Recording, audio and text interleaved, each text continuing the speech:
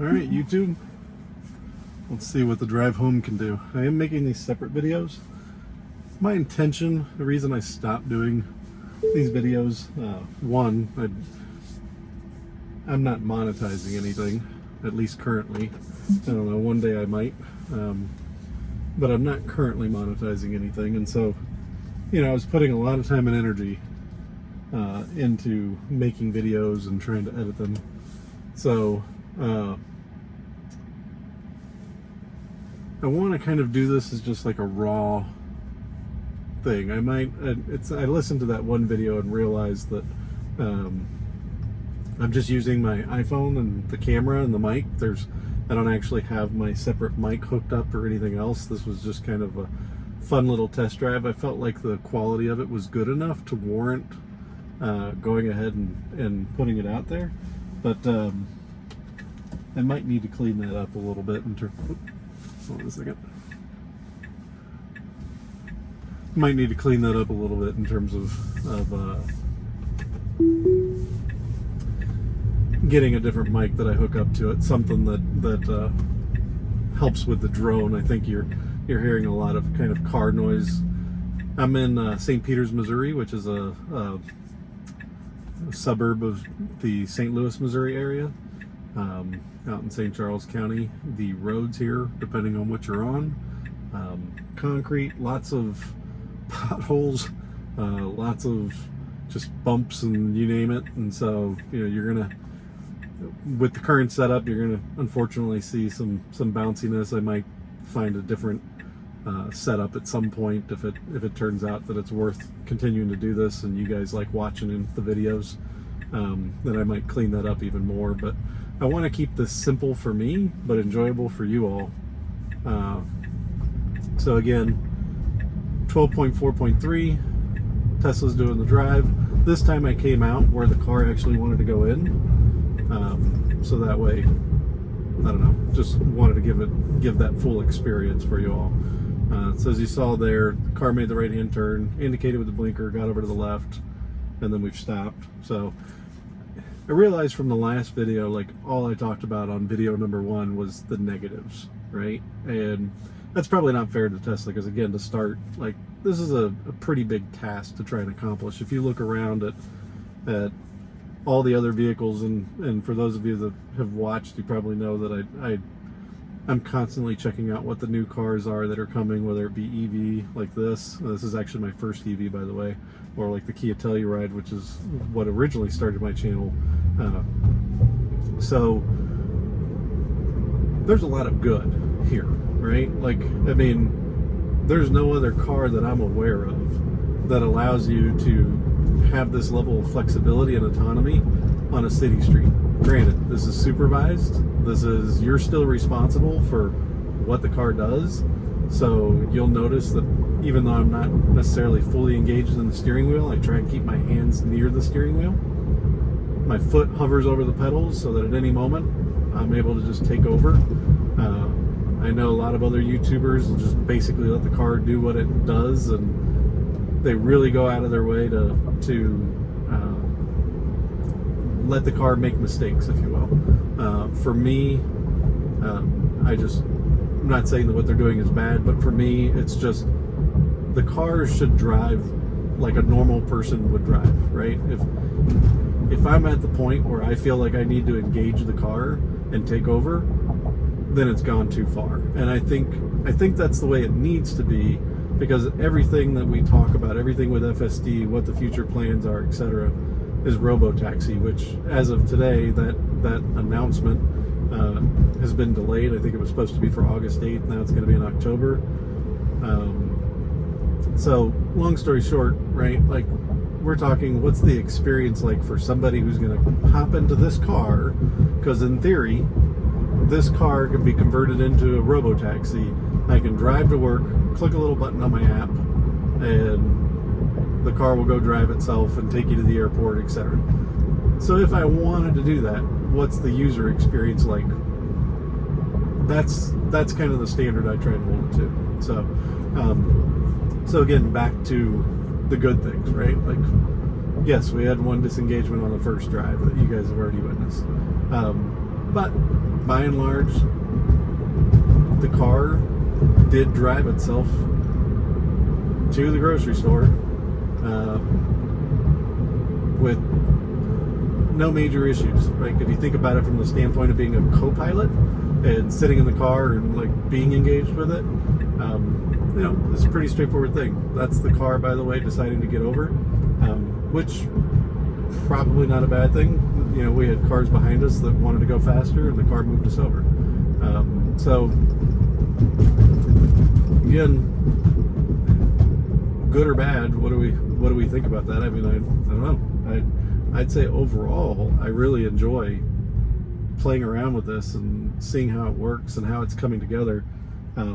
I really do have a lot of respect for Tesla and how far they've taken this. I mean, I've used you know, Kia's systems, BMW's systems, Honda's systems.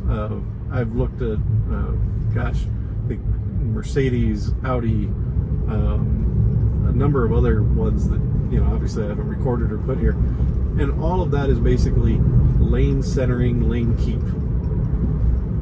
by and large. So this is leaps ahead of anything like that.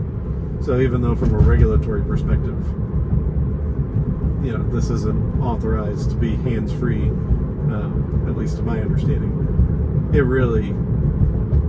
it's as close as anything that I could ever imagine being out on the market right now from what I've seen. I know BMW is supposed to be coming out with some upgrades to their systems. So here's a situation where the car's choosing to go, like, we're doing 3 under the speed limit. Could be going a little faster. It started to drift there, so it was kind of going towards that lane on the left. Caught itself. So that's what I was talking about, that drifting, like it's not catching. It's almost like it doesn't see as far up as it used to. So it's not reading the lanes as far in advance. By the way, we are getting a little bit of a sprinkle. For anybody who doesn't own a Tesla and doesn't know about a Tesla, they got rid of the rain sensing sensors, from what I understand, or maybe they didn't even have them to begin with. So they actually use the cameras to control the automatic wiper, and it's notoriously bad. Like, the wipers will come out on a sunny day and they'll just turn on for just no random reason. Like, I don't know if it's like a bug hits the windshield in a weird spot or something, or the light hits it in a weird spot, but something trips the sensor to make it think that it needs to do that. So, all right, for the drive back, getting back to the point of the video being FSD, up here, there's an interesting situation in terms of like how human beings will drive and how an autonomous vehicle might want to drive. We're going to have to make a right-hand turn. If traffic's built up, right over here where this Canes is, you'll see how the white line kind of says, hey, you can't make this turn here. But if traffic was built up, the car doesn't want to go ahead and cut over. But human beings aren't going to wait for that to clear.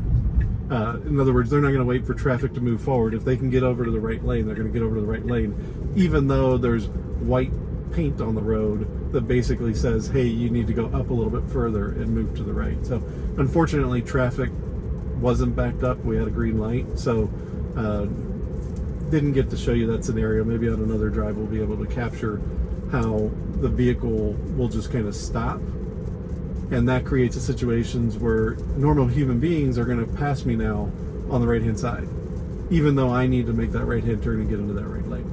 Like, they'll still go around me because they don't want to have to wait when there's clearly enough room for them to get over into that right turn lane.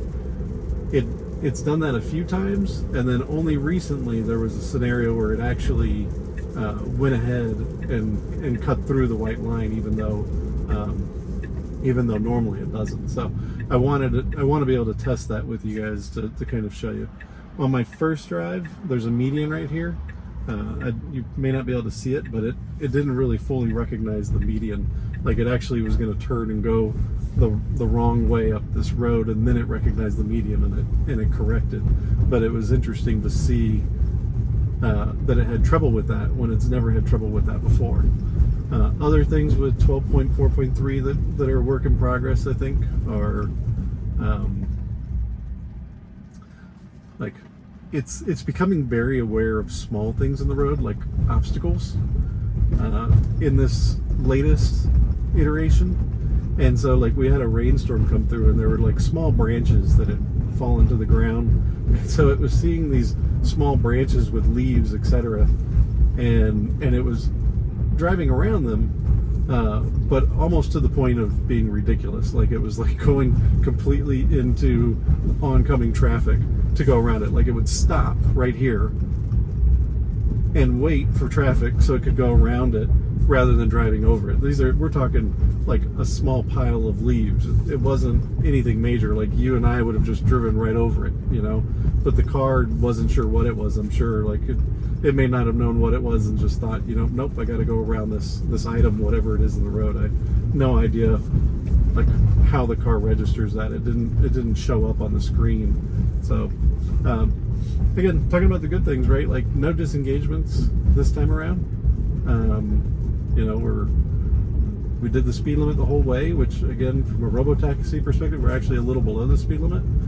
This time on this drive, it was actually pretty pleasant. Like even, well, it just stopped really hard. Like it was doing a nice soft stop hard, and then it decided to brake hard. So here we're going to do a double stop. For what reason, I don't know. So again, just some quirkiness there. There's nobody in here. It's my neighborhood, so thankfully, you know, I can let it play around a little bit and see how it goes. But you know, you see it turns the blinker on by itself. It manages vehicles on the side of the road. You know, it gives them plenty of clearance to get around them. Here's a funny thing: it wants to turn. It knows it's got 200 feet more to go. The last few times it was trying to turn into my neighbor's driveway, not mine. Like it was legitimately putting on the blinker and trying to turn in. So yeah, that's the end of this drive. We'll see if we can do some more for you. Go ahead and leave comments if you're watching, and let me know. Again, my intention is keep the videos raw, not have a lot of editing to the videos. I'll try and see what I can do about sound quality so you guys aren't hearing so much road noise. I promise you, inside the car, it doesn't sound, I think, as loud as what I was picking up when I was listening to it from the iPhone. So I don't know if it's just the position of the iPhone across the glass roof, and maybe it just is picking up some droning or something along those lines. So anyway, give me feedback. Thanks for going for the ride, and let me know what else you guys want me to test or any other